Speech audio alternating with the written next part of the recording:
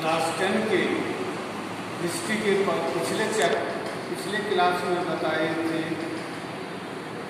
Nationalism in India के बारे में। उसी चैप्टर को पढ़ाते समय बताए थे कि गांधी जी के नॉन कोऑपरेशन के आइडिया क्या थे। इसमें ये बताए थे कि गांधी जी ऐसा समझते थे कि भारत में जो ब्रिटिश गवर्नमेंट एस्टैब्लिश हुआ वो इंडियन लोगों के कोऑपरेशन से ही एस्टैब्लिश हुआ है, इंडियन लोगों के कोऑपरेशन से ही ये चल रहा है और आगे भी यदि ये चलता है तो इंडियन लोगों के कोऑपरेशन से ही चलेगा।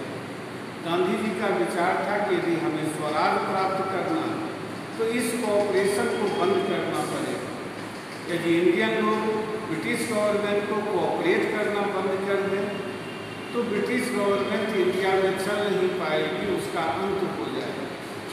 ये भी पिछले क्लास में बताए थे कि गांधी जी के नॉन कोऑपरेशन प्रोग्राम के अंतर्गत यह बात दो मुख्य बातें थी कि जितने भी लोगों को ब्रिटिश गवर्नमेंट ने टाइटल दिया है फर्स्ट फेज में उसको सरेंडर करना, school, college, court, government job, army, इस सब को बाइकआउट करना था पहला फेज में। और यदि गवर्नमेंट रिप्रेसिव मेजर अपनाती है, अत्याचार की नीति अपनाती है तो एक सिविल डिसोबीडियंस मूवमेंट उसके प्रोटेस्ट में चलाना। ये भी बताए थे कि किस तरह कांग्रेस के भीतर दो वर्ग बन गए थे, दो ग्रुप बन गए थे, जो एक नॉन कोऑपरेशन मूवमेंट का सपोर्ट कर रहे थे, एक उसका अपोज कर रहे थे। लेकिन 1920 के नागपुर कांग्रेस के एनुअल सेशन में दोनों ग्रुप के बीच कंप्रोमाइज हुआ और उसके बाद यह फैसला किया गया कि 1921 से नॉन कोऑपरेशन मूवमेंट शुरू किया जाए।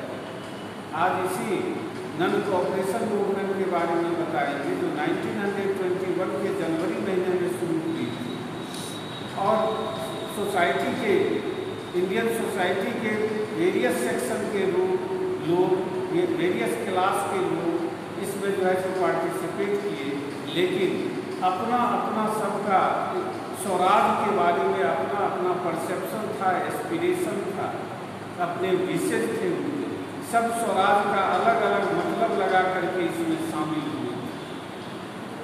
तो सबसे पहले जानेंगे कि ये मुख्य रूप से शहर और देहात दोनों एरिया में नॉन कोऑपरेशन मूवमेंट चला। तो शहरों में किस प्रकार से चला?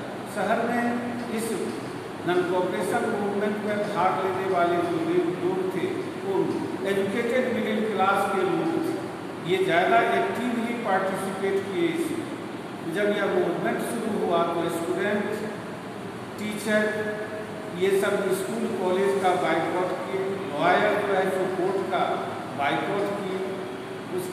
इसी तरह जो बिजनेसमैन सब थे वे सब जो है तो फॉरेन गुड्स का बाइकआउट किए, फॉरेन गुड्स के ट्रेड करने से उन्होंने रिफ्यूज कर दिया।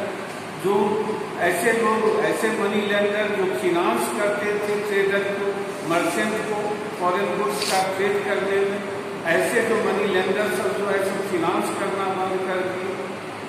इसका बड़ा उसके बाद लोग जो है तो बड़ी संख्या में जो फॉरेन क्लॉथ थे उसको जो है तो जमा करते थे चौक चौराहों पर, उसमें आग लगा देते थे, बोन फायर करते थे। जो लिक्वर शॉप था, शराब की दुकान थी, उसको पिकेटिंग की जाती थी, घेराबंदी की जाती थी, फॉरेन गुड्स का बाइकआउट किया जाता था। तो ये शहर में इस तरह से ये चला और इसका प्रभाव भी देखने को मिला कि 1921-22 के बीच जो फॉरेन क्लॉथ्स था उसका इंपोर्ट जो है तो आधा हो गया और इसकी कीमत जो 1921 के जनवरी से पहले 102 करोड़ के फॉरेन गुड्स इंपोर्ट होते थे, 1921-22 के पीरियड में जब यह मूवमेंट चल रहा था तो जितना फॉरेन क्लॉथ्स इंपोर्ट किया जाता था उसकी कीमत 57 करोड़ के लगभग रह गया।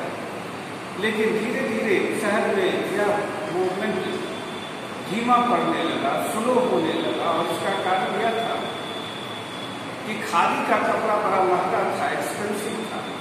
जो कॉमन पीपल थे, जो गरीब तबके के लोग थे, वे इतने महंगे जो है जो खादी के कपड़े नहीं खरीद सकते थे।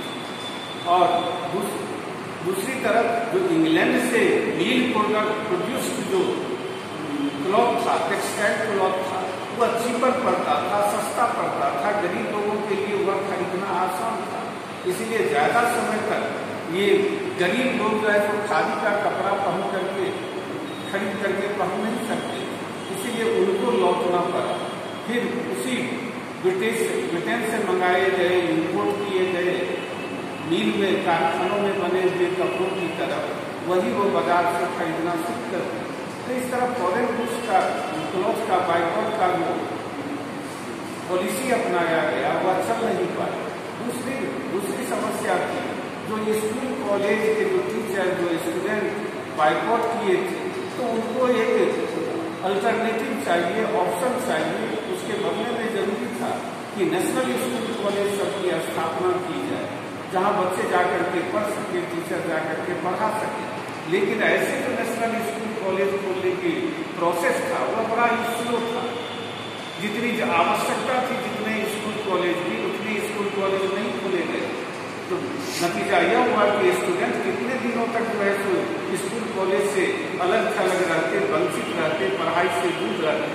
और इसका नतीजा यह निकला कि वे लोग फिर से उसी गवर्नमेंट स्कूल कॉलेज जिसका बाइकआउट किए थे, फिर से जाकर के ज्वाइन करने लगे। लॉयर सब फिर कोर्ट में जाकर के जो है सो प्रैक्टिस करना शुरू कर दिया। और इस तरह यह मूवमेंट शहर में जो है तो अपना प्रभाव होने लगा।